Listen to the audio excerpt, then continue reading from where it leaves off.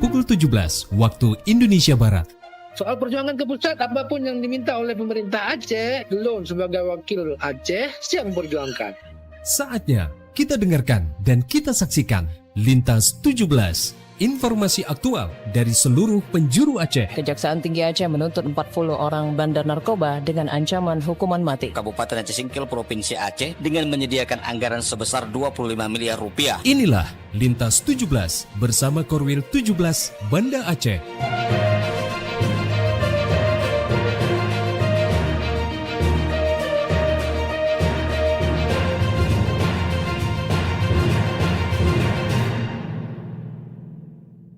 Assalamualaikum warahmatullahi wabarakatuh. Dari Jalan Sultan Iskandar Muda nomor 13 Banda Aceh, saya Mas Wani bersama presenter dari RRI Sekorwil Nusantara 17 Banda Aceh, Lusmawe, Melabuh, Takengon, Sabang, dan Singkil mengantarkan Lintas 17, siaran berita berjaringan menyajikan informasi aktual yang terjadi di berbagai penjuru Aceh. Edisi hari ini, Sabtu 14 Maret 2026.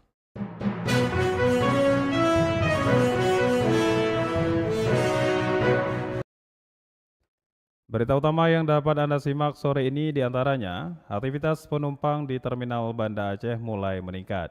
Berikutnya, anggota DPR Aceh menyoroti kebijakan pemerintah Aceh terkait pemotongan TPP ASN.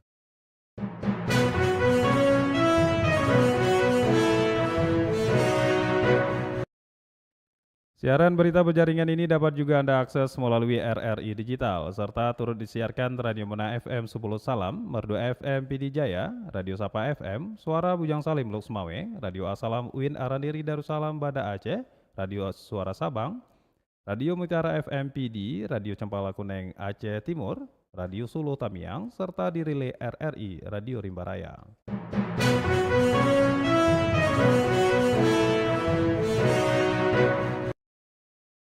Baiklah saudara, berita pertama kami mulai dari Kutaraja Banda Aceh.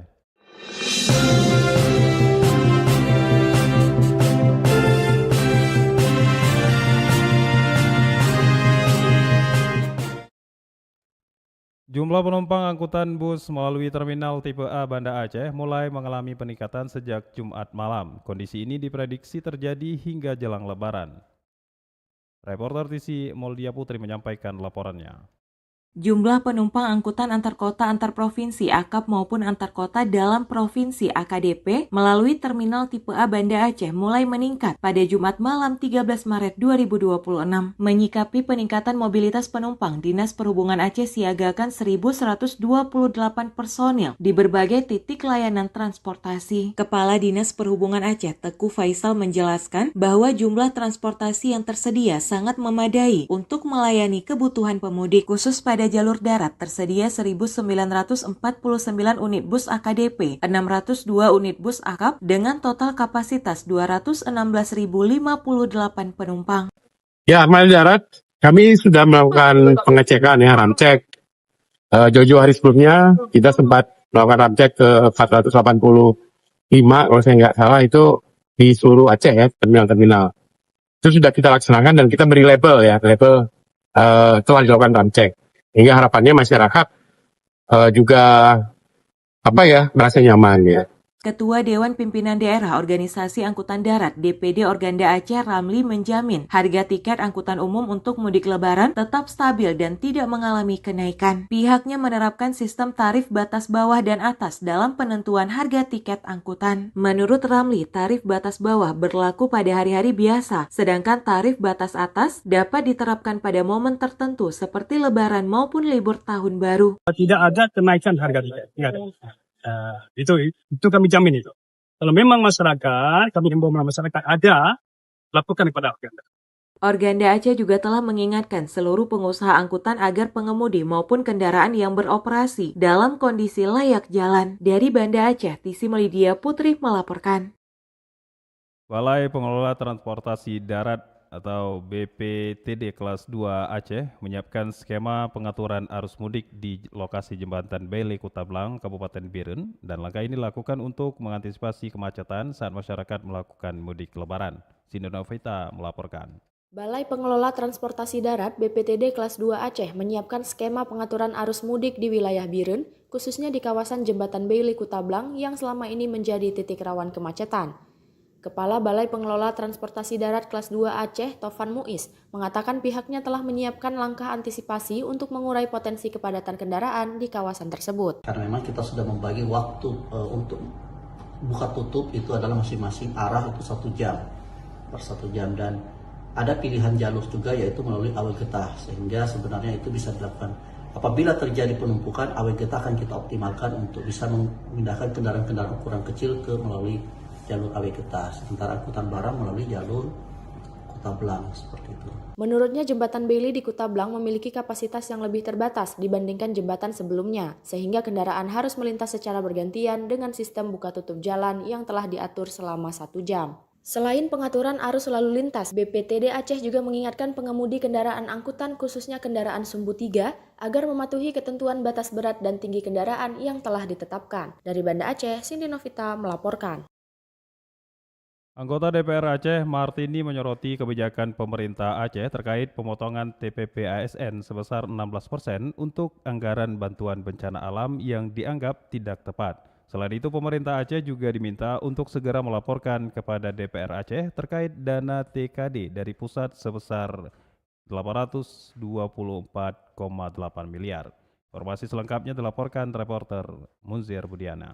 Anggota Dewan Perwakilan Rakyat Aceh dari fraksi Partai Nasdem Martini menyoroti kebijakan pemotongan TPP ASN yang disebut mencapai 16% oleh pemerintah Aceh.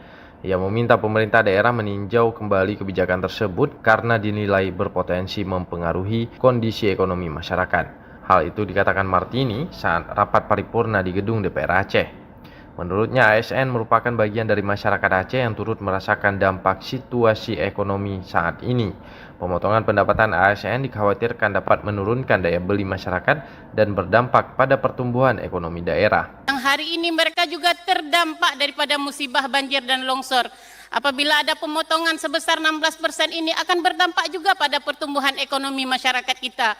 Ke depan kami sebagai anggota DPR Aceh menyampaikan aspirasi kepada pemerintah Aceh yang mengelola anggaran agar berpihak kepada masyarakat.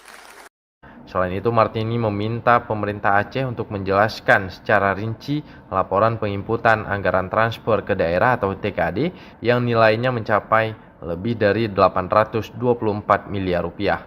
Menurutnya, sebagai bagian dari anggaran belanja daerah, penggunaan dana tersebut harus diketahui dan diawasi oleh lembaga legislatif. Sementara itu, Asisten 2 Setda Aceh, Robi Irza, menyampaikan pihaknya dalam waktu dekat akan segera melaporkan kepada DPR Aceh. Sedang melakukan penyesuaian-penyesuaian terkait dengan penggunaan TKD yang difokuskan untuk penanganan pasca bencana hidrometeorologi di Aceh. Ini sedang berproses, insya Allah nanti kami laporkan kepada pimpinan bagaimana proses lebih lanjut dan pasti akan diberitahukan kepada DPR.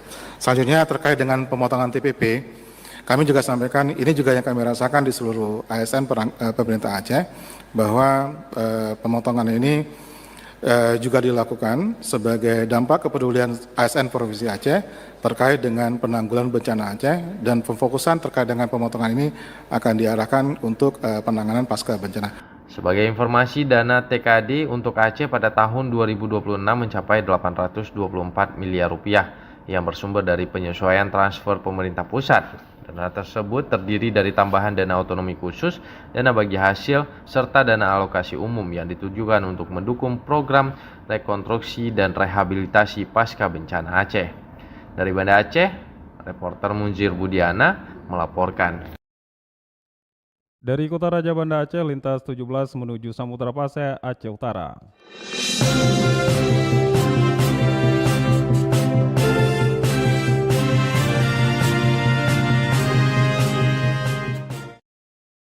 Maraknya kasus penipuan digital yang terjadi di tengah masyarakat menjadi perhatian serius berbagai pihak, termasuk perusahaan penyedia layanan telekomunikasi.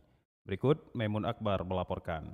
Penipuan melalui panggilan telepon, pesan singkat hingga aplikasi pemesanan seperti WhatsApp kini semakin sering terjadi dan merugikan masyarakat. Menanggapi kondisi tersebut, pihak Indosat berupaya meningkatkan pelindungan bagi konsumennya dengan menghadirkan berbagai inovasi teknologi. Salah satu langkah yang dilakukan adalah meluncurkan fitur pelindungan dari panggilan penipuan dan spam yang kerap meresahkan pengguna. Hal tersebut disampaikan Zulham Effendi, Head of Brand Sales Loksmawe Indosat IM3 kepada RRI. Ia mengatakan pihaknya telah meluncurkan fitur SAT Spam sejak tahun lalu sebagai upaya memberikan perlindungan kepada pelanggan dari berbagai bentuk penipuan digital. Fitur tersebut dirancang untuk mendeteksi nomor-nomor yang terindikasi sebagai spam atau penipuan. Jika sistem menemukan nomor mencurigakan, maka secara otomatis nomor itu akan diblokir sehingga tidak dapat menghubungi pelanggan. Jadi dengan maraknya penipuan digital ini ya, mungkin ini udah lama ya seperti ini, dan dengan adanya seperti itu, kita dari pihak Indosat membuka mata dan memberikan perlindungan konsumen untuk agar tetap terjaga dari penipuan, scam dan spam untuk di masyarakat ya, dimana kita meluncurkan fitur SAT Spam dulu ya. Ia menambahkan pemblokiran tersebut tidak hanya berlaku pada panggilan telepon biasa, tetapi juga pada panggilan melalui aplikasi WhatsApp. Hal ini dilakukan karena banyak pelaku penipuan kini memanfaatkan aplikasi perpesanan untuk menghubungi calon korban. Dengan teknologi tersebut, pelanggan Indosat diharapkan dapat merasa lebih aman ketika menerima panggilan dari nomor yang tidak dikenal. Sistem akan melakukan penyaringan terlebih dahulu terhadap nomor yang terindikasi sebagai spam atau scam. Masyarakat dihimbau agar tidak mudah percaya terhadap pesan atau panggilan yang mengatasnamakan hadiah dari perusahaan tertentu tanpa adanya informasi resmi. Warga juga diminta untuk tidak membagikan kode OTP, data pribadi, maupun melakukan transfer uang kepada pihak yang tidak dikenal. Maimun Akbar melaporkan. Sakit Umum Cud Mutia Aceh Utara mengajarkan masyarakat tentang pentingnya menjaga pola hidup bersih dan sehat. Berikut laporan disampaikan Saifullah Nurdin. Dalam rangka memperingati Hari Ginjal Sedunia pada Kamis 12 Maret 2026, Rumah Sakit Umum Cud Mutia RSU CM Aceh Utara menggelar promosi kesihatan Promkes tentang pentingnya menjaga pola hidup bersih dan sehat walaupun dalam kondisi lingkungan yang serba terbatas. Kegiatan ini bertujuan untuk meningkatkan kesadaran masyarakat tentang pentingnya menjaga kesihatan ginjal terutama bagi penyintas bencana yang masih terkendala air bersih. Dr. Faisal, spesialis penyakit dalam Rumah Sakit Umum Cud Mutia Aceh Utara menjelaskan bahwa infeksi ginjal dapat terjadi akibat terkontaminasi dengan air banjir yang mengandung banyak bakteri. Termasuk air sumur yang tergenang banjir juga tidak boleh digunakan sembarangan kecuali air yang kualitasnya sudah terjamin. Ya, sementara kalau air itu mesti nomor satu kita makan, mesti layak minum. Tidak boleh, karena kan kalau kontaminasi dari polusi lingkungan, zat kimia, itu sangat bahaya bagi kerusakan ginjal. Jadi air itu sangat menentukan kualitas ginjal kita. Ya, makanya airnya pun kan air sesuai dengan dengan standar internasional aja, ada kualitas air minum saja ya, air yang tidak boleh juga air ini sumur langsung itu tidak boleh juga, minimal kan air RO lah, ada RO itu akan masalah kualitasnya terjamin. Disebutkan, Rumah Sakit Mutia Aceh Utara mencatat adanya tren positif penderita ginjal yang dirawat berasal dari daerah bencana yang krisis air bersih. Dalam kegiatan tersebut, pihaknya juga menganjurkan masyarakat untuk rutin melakukan tes kandungan protein pada urin, tensi darah, dan kadar gula di puskesmas terdekat untuk mendeteksi dini jika terdapat kerusakan ginjal. Demikian Saifullah Nurdin melaporkan. Dari Samudra Pasir Aceh Utara, kita menuju Melahu.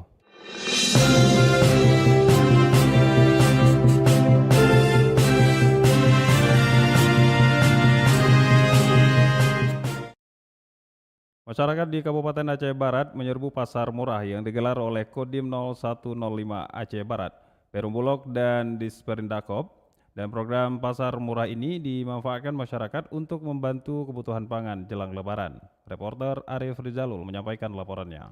Jelang Hari Raya Idul Fitri 1447 Hijriah, Kodim 0105 Aceh Barat bersinergi dengan Perum Bulog dan Disperinakop Kabupaten setempat menggelar kegiatan bazar murah bagi masyarakat. Kegiatan tersebut berlangsung di area Tugu Santri Pancasila, Desa Trin Rampak, Kecamatan John Pahlawan, Kabupaten Aceh Barat. Dan Dim 0105 Aceh Barat, Letkol Infanteri S. Kembaren mengatakan bazar murah ini merupakan langkah nyata untuk membantu masyarakat sekaligus mengendalikan harga pangan yang biasanya mengalami kenaikan menjelang hari besar keagamaan. Adapun isi paket sembako tersebut meliputi beras premium 10 kg seharga Rp115.000, minyak goreng Sanko 2 liter seharga Rp34.000, telur ayam 1 papan seharga Rp42.000, gula pasir 2 kg seharga Rp32.000, serta tepung terigu 1 kg Rp11.000. Total per paket harga sembako yang diterima masyarakat sebesar Rp234.000. Melalui kegiatan bazar murah ini diharapkan dapat membantu meringankan beban masyarakat dalam memenuhi kebutuhan pokok menjelang Hari Raya Idul Fitri. Reporter RRI Arif Rizalul melaporkan. Dari Melabu kita menuju dataran tinggi Tanah Gayo.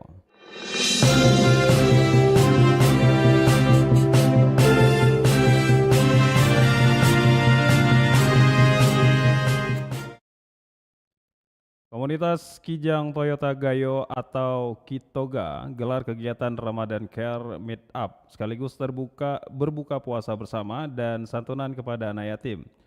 Kitoga disebut turut membangun dataran tinggi Gayo melalui pariwisata dan UMKM. Selengkapnya dilaporkan Alfi Sarin.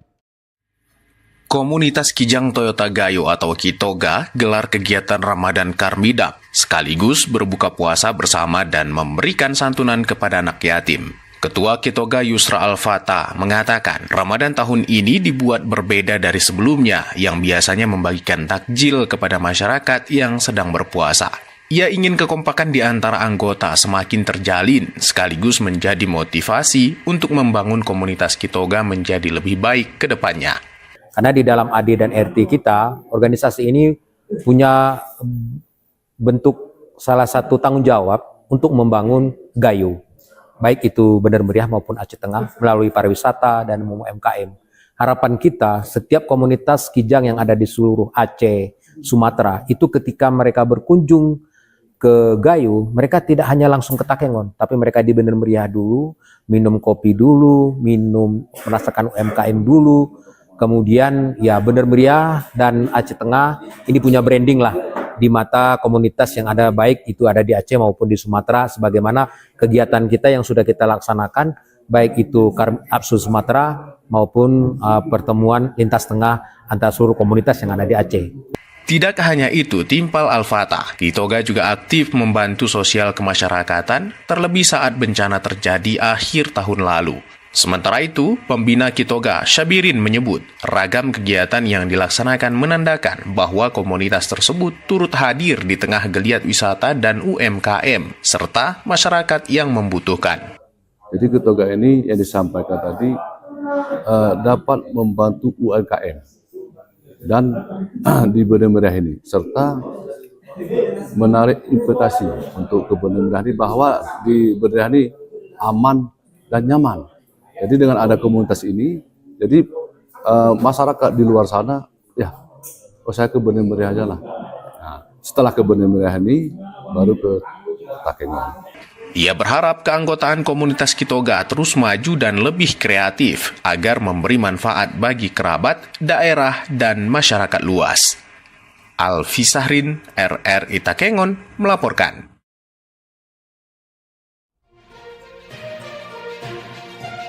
Anda sedang mendengarkan Lintas 17 dari Korwil 17 Banda Aceh.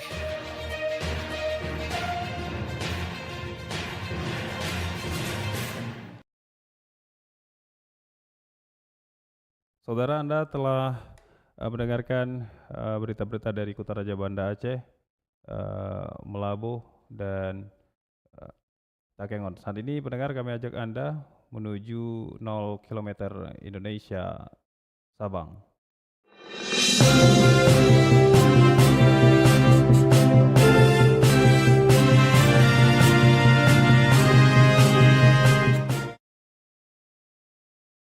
Pesantren Sulaimania, Sabang menggelar kegiatan pesantren kilat selama bulan Ramadan dan diikuti oleh puluhan santri tingkat sekolah dasar.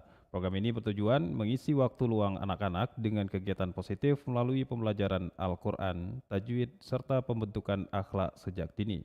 Reporter Dian Fritaria menyampaikan laporannya. Pesantren Sulaimania Sabang kembali menggelar kegiatan pesantren kilat selama bulan Ramadan yang diikuti oleh puluhan santri tingkat sekolah dasar. Program ini menjadi salah satu kegiatan pembinaan keagamaan bagi anak-anak di kota Sabang selama bulan suci Ramadan. Ketua Panitia Pesantren Kilat Sulaimania Sabang Rican Maulana Misran mengatakan, kegiatan tersebut merupakan program rutin yang telah dilaksanakan selama 2 tahun terakhir. Ia menyebut pelaksanaan tahun ini mendapatkan sambutan yang cukup baik dari para peserta. Tujuan kita di sini adalah untuk mendidik anak-anak untuk mengisi waktu kosong mereka, jangan sampai di dalam bulan puasa ini waktu mereka terbuang begitu saja. Jadi kita buat program seperti ini agar anak-anak semua bisa menggunakan waktu kosongnya untuk belajar agama, mengaji, sehingga di samping mereka bisa menggunakan waktu dengan baik, bisa juga menambah ilmu di situ, ilmu agama. Dalam kegiatan tersebut, para santri mendapatkan berbagai materi pembelajaran seperti tajwid dan tahsin Al-Quran yang diajarkan secara praktek oleh para ustadz. Selain itu, para peserta juga dikenalkan kisah para nabi serta pembelajaran adab dalam kehidupan sehari-hari. Mengenai pengingatan, tahun ini kita mengenai pengingatan sekitar 15 orang daripada tahun yang kemarin. SD dari kelas 1 SD sampai kelas 6 SD. Pertama kita ada materi tajwid, jadi ada tahsin Al-Quran. Mereka belajar Al-Quran, kita praktekkan dulu, ustaz-ustaznya yang membaca Al-Quran dulu, kemudian diikuti oleh santri-santrinya. Kemudian kita perintahkan ke santri untuk membaca satu persatu seperti itu, dan kita perbaiki juga bacaan mereka. Kegiatan pesantren kilat ini dibimbing oleh 5 orang pengajar yang mendampingi para santri selama proses pembelajaran berlangsung. Para santri juga diminta membaca Al-Quran satu persatu untuk memperbaiki bacaan serta memahami hukum tajwid dengan lebih baik. Pesantren kilat tersebut dilaksanakan setiap hari mulai pukul 14 hingga 16 waktu Indonesia Barat kecuali hari Sabtu dan Minggu. Di akhir kegiatan, para peserta juga akan menerima sertifikat yang dibagikan sebagai bentuk apresiasi atas keikutsertaan mereka. Diah Nofritaria melaporkan. Dari 0 km Kota Sabang, kita menuju kawasan Bumi Syekh Abdul Rauf Asingkili.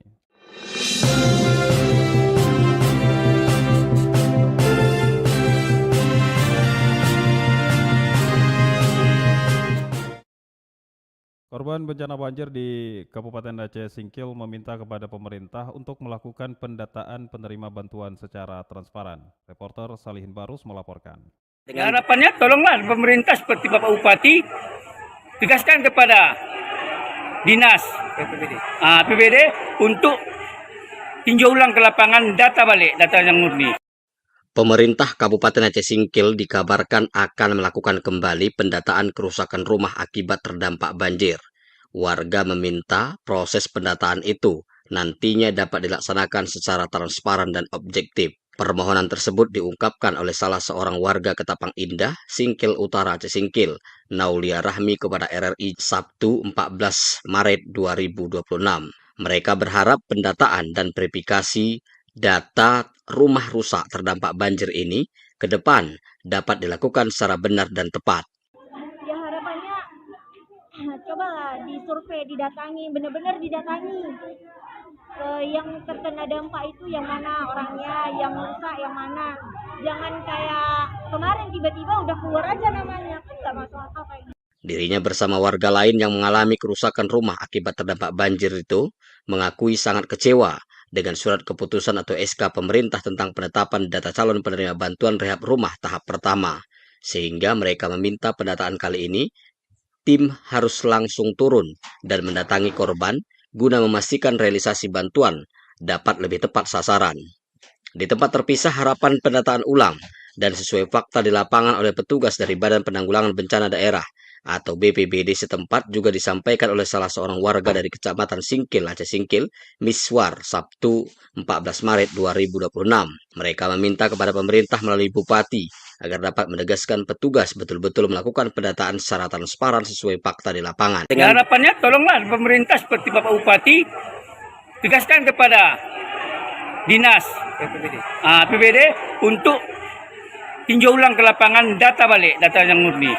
Sebelumnya menyikapi polemik dan persoalan terkait penetapan data calon penerima bantuan stimulan hibah rehabilitasi dan rekonstruksi rumah terdampak banjir, serta tanah longsor di Kabupaten Aceh Singkil hingga mendapatkan aksi protes dari warga setempat, Bupati Kabupaten Aceh Singkil Haji Sapradi Oyon juga menyatakan dan berjanji pemerintah kabupaten akan melakukan pendataan ulang, serta menganulir atau membatalkan keputusan data tahap pertama.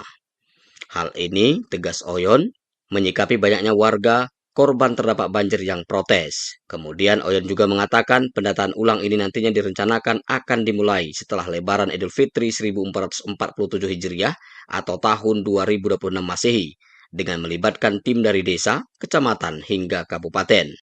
Karena banyaknya sanggahan dari seluruh desa yang terdaftar, jadi yang tidak dapat kan keberatan. Ini pokok masalah. Untuk itu kami menyurati langsung ke Jakarta supaya nanti diadakan verifikasi baru, pendaftaran ulang. Seluruh, ya ingat, yang sudah keluar terdaftar itu tidak lagi kita minta supaya diulang seluruhnya. Sekedar informasi, dari 3.431 kepala keluarga korban terdampak banjir yang sebelumnya mengalami kerusakan rumah dan diajukan pemerintah daerah kepada pemerintah pusat, akan tetapi hanya terdapat sebanyak 565 kepala keluarga yang dinyatakan layak menerima bantuan tersebut setelah dilakukan verifikasi dan validasi oleh BNPB Pusat. Demikian Salihin Barus melaporkan.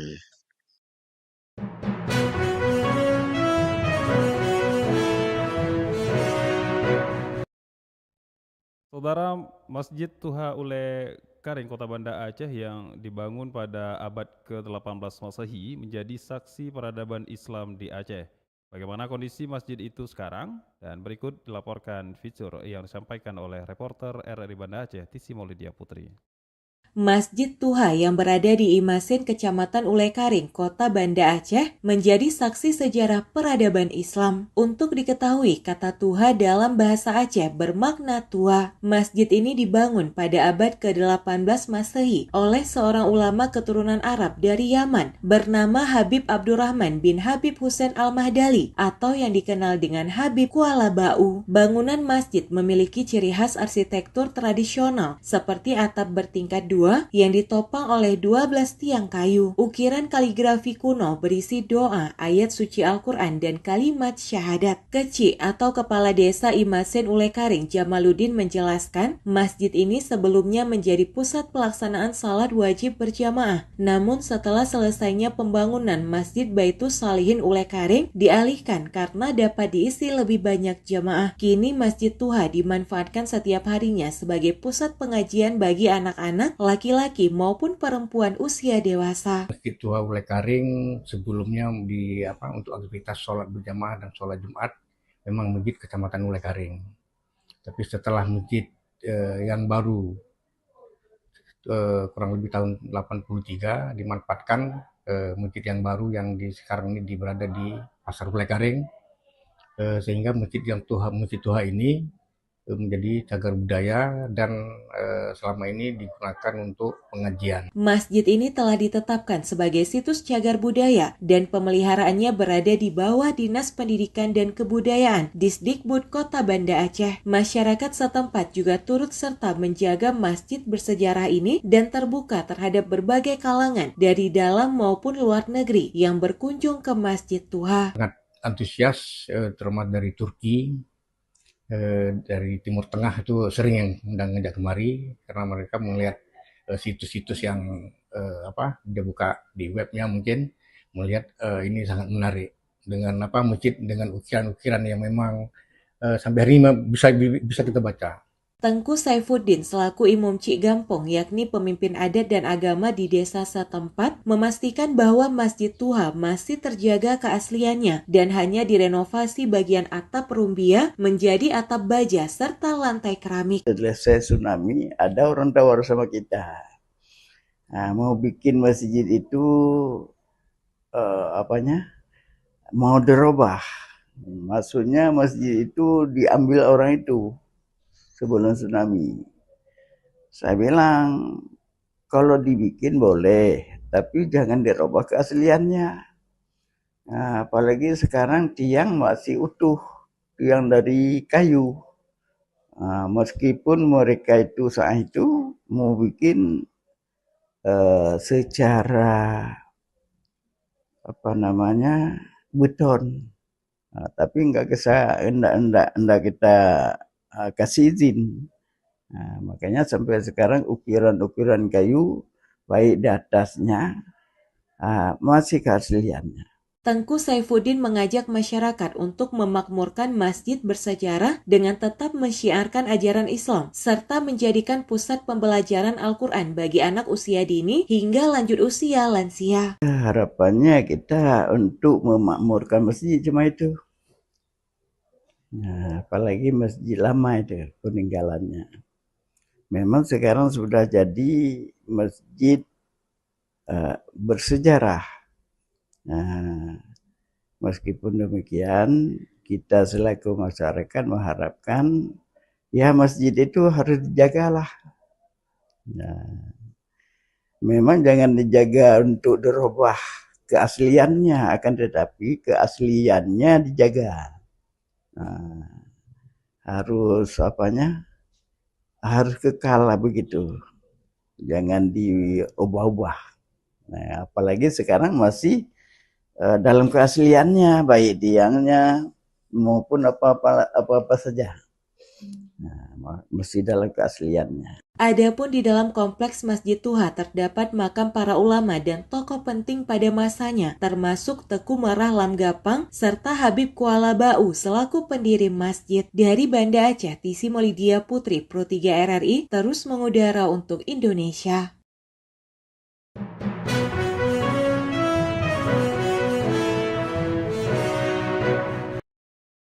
Dengan berakhirnya laporan tadi, berakhir sudah lintas 17 sore ini, berita utama dari RRI sewilayah batas Selasar Korwil 17 Banda Aceh. Atas perhatian Anda kami ucapkan terima kasih. Wassalamualaikum warahmatullahi wabarakatuh. Sekali di udara tetap di udara.